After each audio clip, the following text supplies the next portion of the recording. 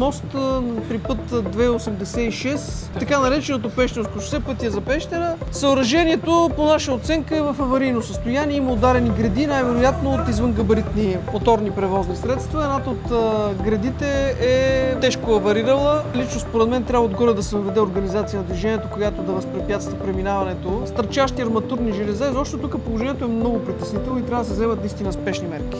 По-надолу в трасето констатирахме непочистена растителност, аварирали отводнителни съоръжения, буквално запушени и заталачени на 100%. Водосток, който буквално беше фул догоре, почти не се виждаше отвора, много малко се виждаше. И другото нещо, което е проблемно, че пътната маркировка изляза извън експлоатационна годност. Нейният среден живот е около 2 години, тук тя е на 4 години. Това нещо, което пътните знаци, мантинелите също са в сравнително добро състояние на фона на всичко останало, което констатираме. На обичайните гледки, непочистена растителност, пясъчни кални наноси в платното за движение. Изобщо... Нерегламентирани пътища.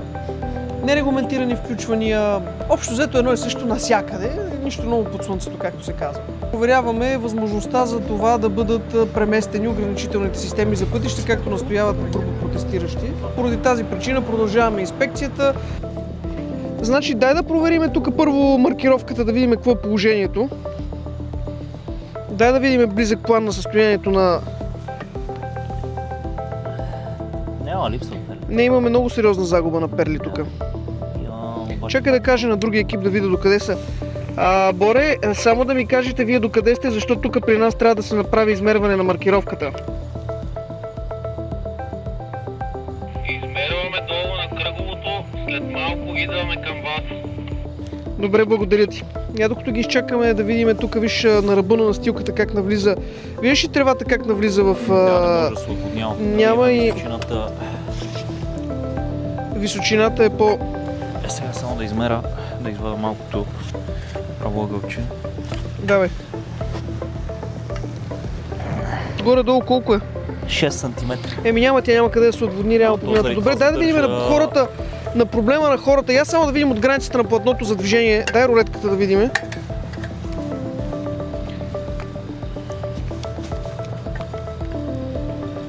Чакай, че всяко пипване на там антинема тук е студено, че... Така, колко сантиметра са това? 67 см. Да, по норма отговаря. 50 см е минимума от това. И аз сега обаче да видим какво е състоянието с... Защото хората не искат да се дръпне, да се види има ли възможност да се дръпне. Откоса започва тук. Откоса тук ли започва? Да видим на колко сантиметър сме. Да видим. Значи това е при удар, колко сантиметра е?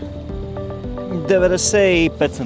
Значи при удар, фактически, като се деформира осепето. Като има удар и като се деформира, прави така, имаме 90 см, в които то може да се огъва. Да. Което е добре. Обаче, дай сега видим какво има тук назад, защото те хората искат да се насипало. Дай само да пропаднеш някъде, моля ти се. И тук вече започва канал. Мисля, че беше напоителен канал тук. Аз мисля, че беше, ама внимай, защото там е много голяма деривацията, не паднеш. Щом има папур, значи има задържане на вода. Не, то се вижда, не, то това е лошо, защото основата на пътя не се знае в какво състояние. Чекай само да питам аз да видя СРТ-то какво се случва. Боре, СРТ-то долу какво показва? Имаме ли някакви добри ли са стойностите или пада? СРТ-то не е добре, под 0,55. Значи... Добре, дай да видим нататък да върви. Тук осепето е удрено. Ето тук изобщо като цяло растителността е проблемна. Това е дълго зануляване, така като го гледам. Да. Ето тук са пропадали. Абе там, я виж коя, дали няма да има някакъв водосток тук? Това най-вероятно отдолу трябва да има преходен, който да минава под на бензиностанцията. Земено копе. Това не може да сме сигурни, докато не се провери. Предния път на Оходен, помниш, уж земено коп накрая се оказа облицован. Да, тук има тръба. Има ли? Можеш ли да стигнеш изобщо до нея? Не, тя е тотално заталачена. Ето тук кръка си само си вкарвам. И до там. Давай, излизи, продължаваме нататък. Да има тук водата. Няма каква проходимост да има.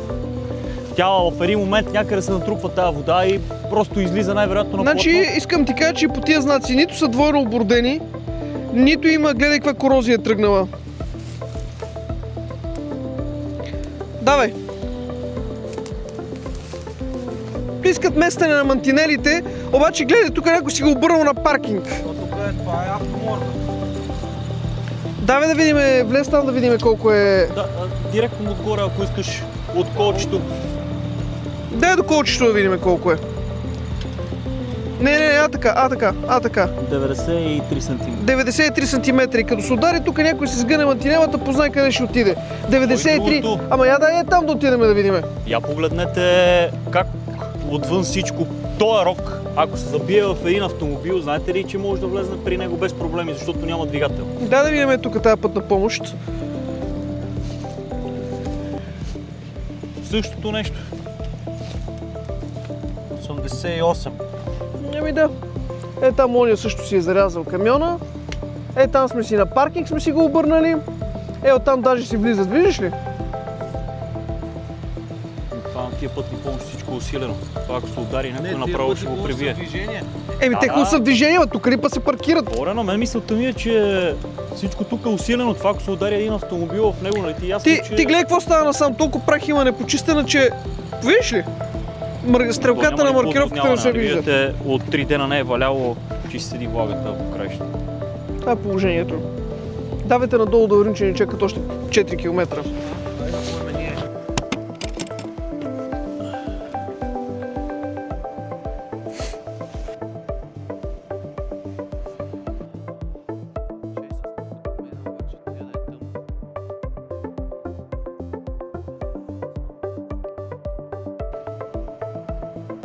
Направихме 20 контролни точки на маркировката. Колко още да направим? Ама какви са показателите към момента? Последния е RL 97 QD 148. QD-то е добре, обаче RL нещо е много нисък. Ами дай още 5 точки контролни и се местите на следващия определен пункт. Завършихме първата целенасочена инспекция по пътна безопасност, проведена през нощта в България. На участък 14 км и половина, които извървяхме пеша с екипа за целенасочена инспекция. Проверихме всички съоръжения в обхвата на пътя, пътна маркировка, съпротивление на хлъзгане, откоси, канавки, водостоци, състояние на ограничителните системи или мантинелите. Знаците, за съжаление, не мина без някои инциденти. Като, например, една дама, която се държа изключително грубо и арогантно с екипа ни, просто защото, когато я пропуснахме да може да се прибере до дома си, тя реши, че трябва да се държи нагло, да изпреварва и да застрашава живота на колегите. Специално искаме да благодарим на Агенция Пътна инфраструктура, на Областна дирекция на МВР, на КАТ за съдействието. Така нещата се случиха доста по-лесно с тяхна помощ, така че явно това е начинът да се работи. И да не забравяме да благодариме на Автомагистрали и Европейски пътища, които ни осигуриха временната организация и осветлението, защото провеждането на целенасочена инспекция през нощта е доста голямо предизвикателство. Бих казала, че бяхме с огромен риск за живота на всеки един от екипа и аз ви благодаря за това, че бяхте, както се казва, на 100% и така всичко мина без сериозни инциденти.